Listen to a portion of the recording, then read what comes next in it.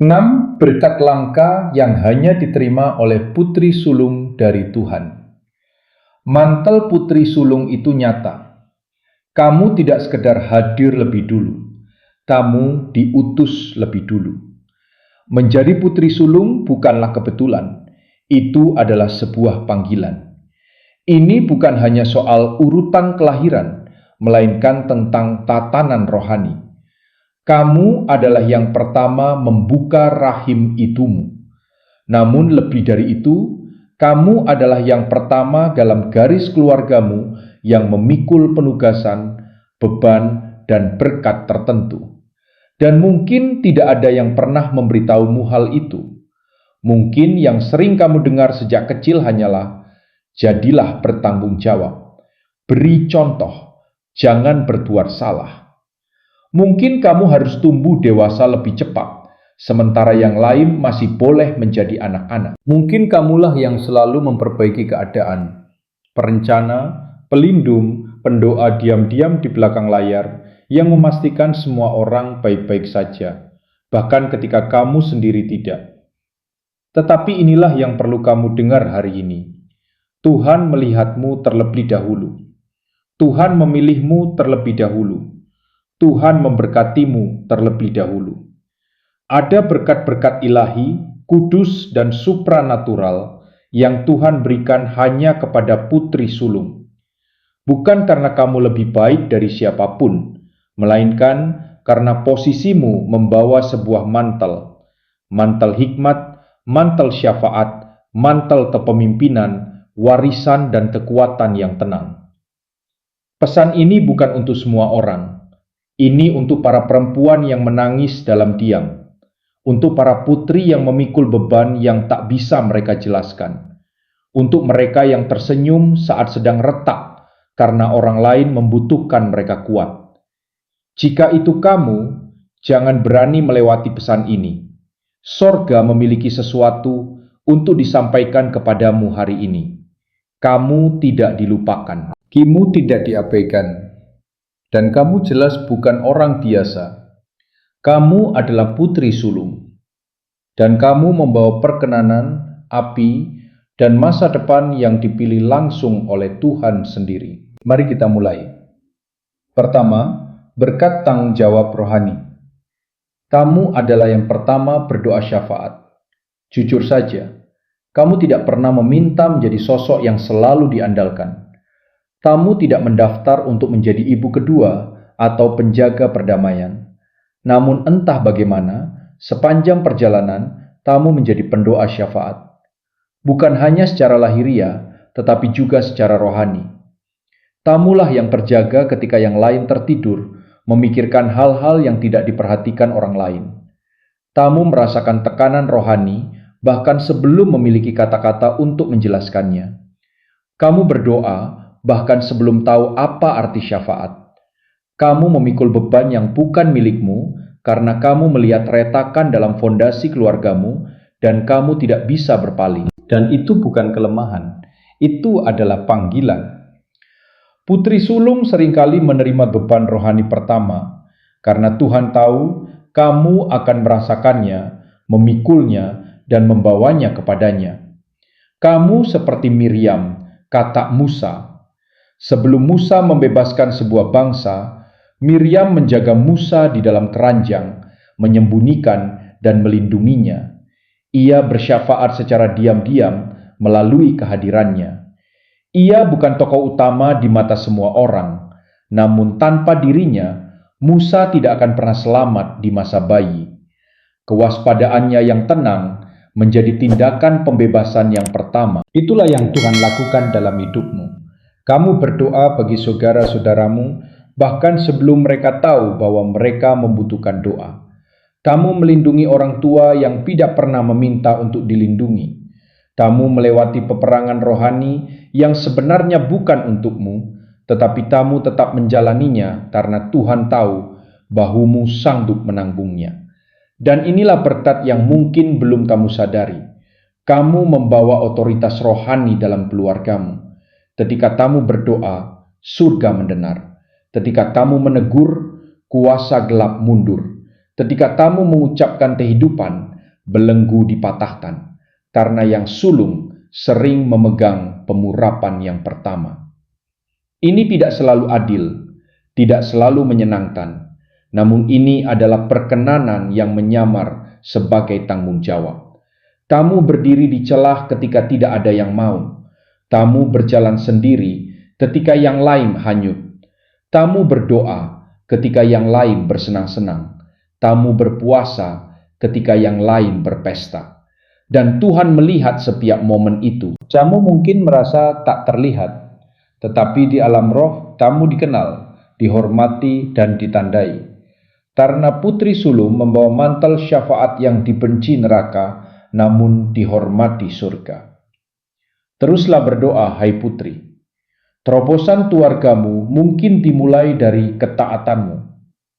Kedua, berkat hikmat dengan porsi ganda. Kamu belajar agar orang lain dapat bertumbuh. Kamu pernah mendengar pepatah bahwa pengalaman adalah guru terbaik. Namun yang sering tidak dikatakan orang adalah bahwa kamulah yang diutus untuk menghadapi ujian pertama. Sebagai putri sulung, kamu tidak diberi buku panduan. Kamu tidak memiliki jejak langkah untuk diikuti. Kamu harus membuka jalanmu sendiri. Kamulah yang pertama menghadapi tekanan, yang pertama dituntut untuk tahu lebih banyak, yang pertama ditegur lebih keras karena dianggap seharusnya mengerti, yang pertama berjalan melalui api supaya mereka yang datang setelahmu dapat berjalan di tanah yang lebih aman. Tetapi bagaimana jika semua itu sebenarnya adalah berkat yang tersembunyi? Dalam Ulangan 21:17, anak sulung menerima bagian ganda, bukan hanya dalam warisan, tetapi juga dalam tanggung jawab, pengertian, dan hikmat. Tuhan memberimu pengalaman langsung agar kamu dapat mengubahnya menjadi hikmat seorang sulung. Pikirkanlah, kamu adalah yang pertama mencintai dan mengalami patah hati. Yang pertama melangkah dalam iman dan jatuh. Yang pertama mencoba sesuatu yang baru dan gagal atau berhasil. Namun, apapun hasilnya, kamu menjadi seorang pengajar. Bahkan ketika tidak ada yang pernah menyebutmu demikian, kamu mengajar saudara-saudaramu tanpa kamu sadari. Kamu menunjukkan apa yang harus dihindari, apa yang layak dikejar, apa yang perlu diabaikan, dan apa yang harus dipertahankan, hanya dengan menjalaninya lebih dulu. Itulah yang membuat hikmatmu berbeda. Kamu tidak belajar dari buku. Kamu belajar dari pertempuran. Kamu membawa hikmat yang dibayar dengan air mata, waktu, dan ujian. Dan sekarang, sadar atau tidak, kamu menjadi sumber tempat orang lain menimba. Kamu tidak sekedar memberi nasihat. Kamu memberi pengertian yang ditempa oleh rasa sakit. Kamu memberi nasihat yang direndam dalam doa. Kamu memberi arah yang didukung oleh luka-luka yang telah sembuh. Itulah berkatnya. Kamu melihat lebih dulu sebelum orang lain melihat. Kamu membedakan lebih dulu sebelum orang lain merasakan. Kamu mengenali jebakan karena kamu pernah jatuh ke dalamnya dan bangkit kembali. Tuhan mempercayakan kepadamu untuk mempelajarinya lebih dulu agar orang lain dapat berjalan dalam kebebasan lebih cepat. Dan inilah yang musuh berharap kamu tidak pernah sadari. Kamu tidak melalui semua itu hanya untuk bertahan hidup. Kamu melaluinya untuk memimpin. Kisah hidupmu bukan sekedar kenangan, itu adalah pedoman. Jadi jangan meremehkan suaramu.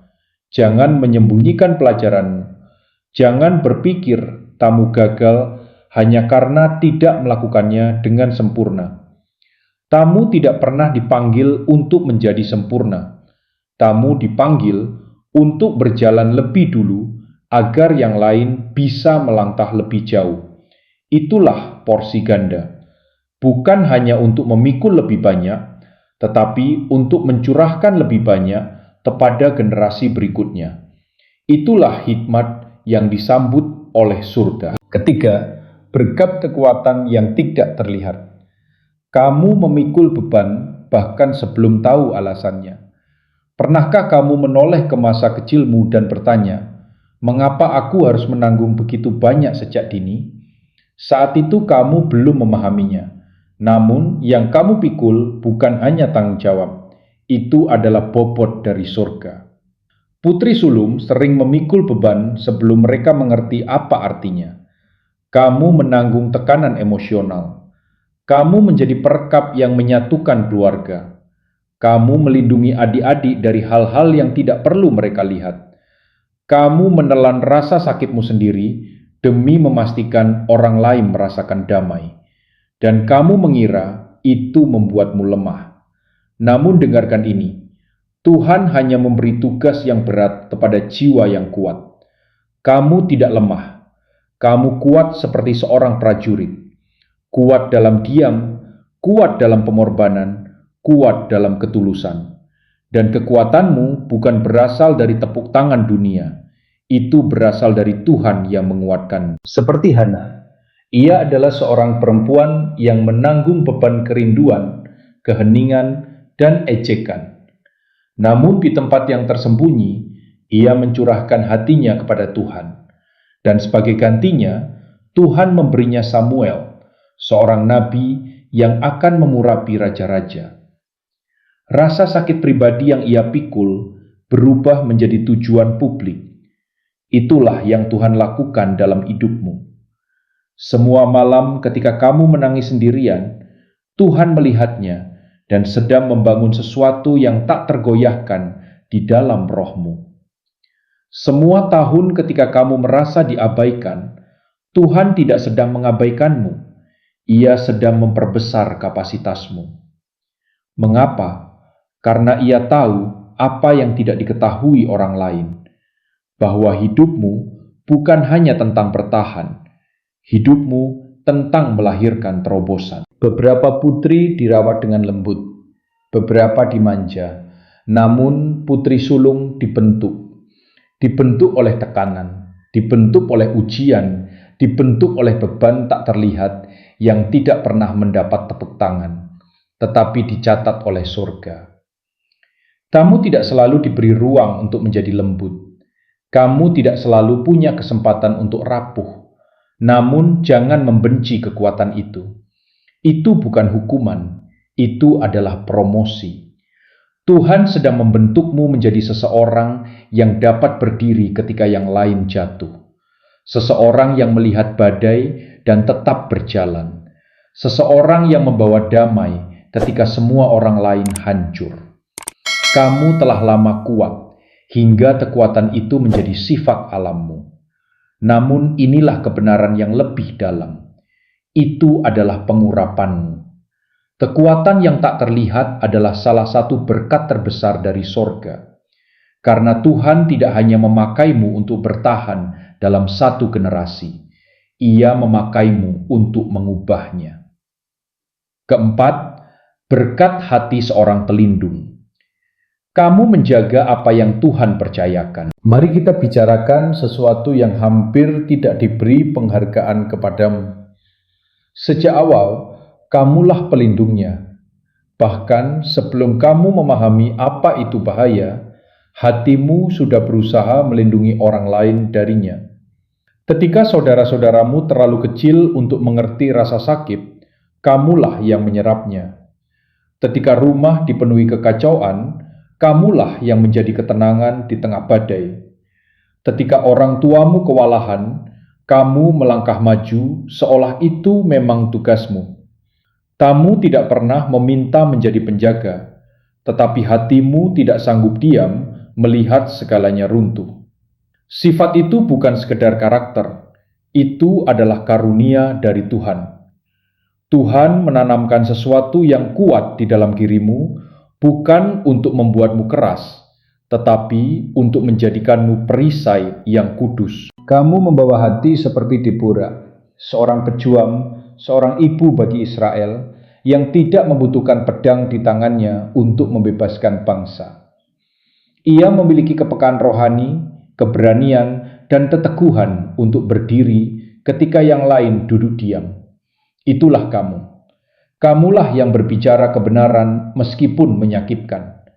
Kamu memperingatkan orang-orang terkasih tentang hal-hal yang tidak bisa mereka lihat dengan jelas. Kamu melindungi bukan hanya tubuh, tetapi juga tujuan hidup. Kamu melihat musuh mengincar keluargamu, dan kamu melawan secara diam-diam dalam doa, dalam hikmat, dalam kewaspadaan. Jangan biarkan siapapun meremehkan hal itu. Kamu bukan paranoid, kamu profetik. Tuhan memberimu penglihatan untuk melihat apa yang luput dari orang lain, bukan supaya kamu mengendalikan, tetapi supaya kamu menaungi. Itulah sebabnya orang datang kepadamu lebih dulu ketika sesuatu berjalan salah. Mereka merasa aman, mereka merasa diperhatikan. Karena kamu menjaga damai, bahkan ketika tidak ada yang sadar bahwa damai itu sedang diserang. Itu bukan kelemahan, itu adalah peperangan. Itulah mengapa musuh menyerangmu lebih keras daripada yang lain, karena kamu tidak hanya melindungi orang, kamu melindungi panggilan. Kamu menjaga masa depan orang-orang di sekitarmu, bahkan ketika kamu sendiri terluka di balik layar. Dan inilah berkatnya. Tuhan melihat sang pelindung, dan pelindung tidak pernah dibiarkan tanpa perlindungan. Ia menaungi mereka yang menaungi. Ia melindungi mereka yang melindungi. Ia menguatkan mereka yang dengan setia menjaga orang lain dengan api yang kudus. Kepada setiap putri sulung yang telah memikul beban menjadi yang terkuat, Tuhan berkata, "Aku memberimu hati itu karena aku mempercayakannya kepadamu." Dan kepercayaan itu adalah berkat yang tidak dapat dicuri siapapun. Kelima, berkat perkenanan sejak dini. Tuhan menandaimu sebelum orang lain mengenalinya. Pernahkah kamu merasa berbeda, bukan lebih baik, bukan lebih menonjol, tetapi terpisah? Sejak kecil, ada sesuatu dalam dirimu yang terasa lebih dewasa, lebih dalam, lebih ditandai. Itu bukan imajinasimu. Itu adalah perkenanan awal dari Tuhan. Sebelum orang lain melihat nilaimu, Dia sudah melihatnya. Sebelum ada yang bertepuk tangan untukmu, Dia sudah memanggilmu. Ini bukan sekedar kata-kata puitis, ini Alkitabiah. Lihatlah Yusuf. Ia bukan anak tertua, tetapi ia membawa mantel perkenanan seperti anak sulung. Ayahnya memberinya jubah, tetapi Tuhan memberinya mimpi. Apa yang terjadi? Perkenanannya membuat orang lain tidak nyaman. Mimpinya menjadikannya sasaran. Keunikannya menimbulkan kecemburuan. Mungkin itu juga ceritamu. Kamu dianggap terlalu sensitif, terlalu serius, terlalu rohani, terlalu dalam. Namun apa yang mereka sebut berlebihan sebenarnya adalah benih pelurapan. Kamu melihat hal-hal yang tidak dilihat orang lain. Kamu merasakan hal-hal yang diabaikan orang lain. Kamu merasakan panggilan Tuhan lebih awal, sebelum kamu punya bahasa untuk menjelaskannya. Sementara yang lain masih mencari jati diri, kamu sudah bergumul dengan tujuan hidupmu. Itulah berkat perkenanan sejak dini. Itu tidak selalu terlihat seperti pujian.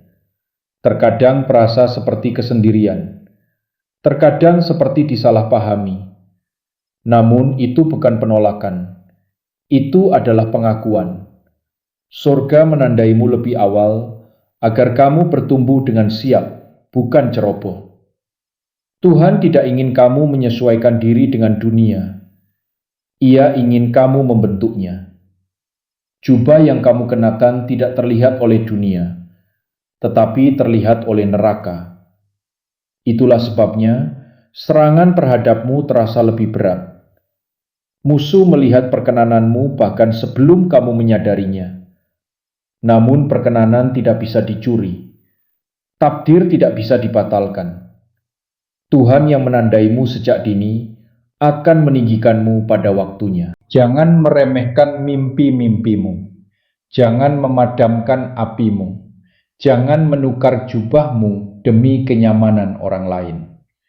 Kamu diberi perkenanan lebih awal, karena kamu dipanggil untuk memimpin dengan berani. Keenam, berkat sebagai pemutus pola. Kamu menetapkan standar bagi yang akan datang. Kamu bukan hanya lahir lebih dulu, kamu lahir untuk memutus pola. Para pemutus pola membawa api profetik. Lihat Rahab. Ia berasal dari keluarga dan kota yang ditetapkan untuk kehancuran. Namun, ia memilih berbeda. Ia percaya berbeda. Ia bertindak berbeda. Dan imannya bukan hanya menyelamatkannya, tetapi menulis ulang seluruh garis keturunannya. Ia masuk ke dalam silsilah Yesus Kristus. Tuhan bisa melakukan hal yang sama melalui dirimu. Kamu bukan sekedar seorang putri. Kamu adalah sebuah pintu. Setiap kali kamu memilih mengampuni ketika kepahitan terasa lebih mudah, kamu memutus pola. Setiap kali kamu memilih ketaatan daripada pemberontakan, doa daripada kepanikan, bangkit daripada lari, kamu sedang menulis ulang masa depan. Itulah sebabnya peperangan terasa berat, karena ketaatanmu adalah ancaman. Kamu tidak hanya diperhatikan oleh surga, kamu diperhatikan oleh generasi. Apa yang dimulai denganmu tidak akan berakhir denganmu. Itu akan bergema dalam anak-anakmu, cucu-cucumu, dan warisan rohanimu. Kamu tidak membutuhkan mimbar. Hidupmu adalah khotbah itu sendiri. Berkat atas hidupmu bukan hanya untukmu. Itu karena Tuhan mempercayakan kepadamu perubahan DNA rohani keluargamu. Kamu tidak dilahirkan untuk menyatu. Kamu dilahirkan untuk menembus. Sebagai penutup, kamu dipilih pertama dengan sebuah alasan. Tuhan tidak pernah keliru ketika Ia mengutusmu lebih dulu. Ia tidak sembarangan menentukan urutan kelahiranmu. Sebelum siapapun memanggilmu kakak, Tuhan telah memanggilmu terpilih. Kamu memikul lebih dari yang pernah diajarkan kepadamu. Kamu memimpin ketika kamu ingin beristirahat. Kamu mengucapkan damai ketika hatimu sendiri terpecah. Namun inilah yang ingin disampaikan surga kepadamu. Kamu tidak dilupakan. Kamu dikasihi. Kamu ditandai. Kamu dipercaya untuk memikul apa yang tidak bisa dipikul orang lain. Bukan karena kamu sempurna, tetapi karena kamu bersedia. Kamu menjawab bisikan Tuhan ketika dunia berteriak. Kamu berdiri di celah ketika tidak ada yang mau. Kamu menjadi yang pertama berubah agar yang lain dapat mengikuti. Dan itu tidak luput dari perhatian Tuhan. Ia melihat air matamu yang tersembunyi. Ia mendengar doamu yang sunyi. Ia mengingat janji-janji yang kamu ucapkan ketika tidak ada siapapun yang mendengarkan. Jadi, jangan pernah berpikir kamu hanyalah satu dari banyak orang. Kamu adalah yang pertama, perintis, pelopor, awal dari sesuatu yang baru. Dan surga bangga padamu. Kamu tidak sekedar menjalani hidup, kamu sedang membangun warisan. Teruslah melangkah, hai putri sulung. Kamu tidak berjalan sendirian, kamu berjalan dalam berkat, dan yang terbaik masih ada di depan.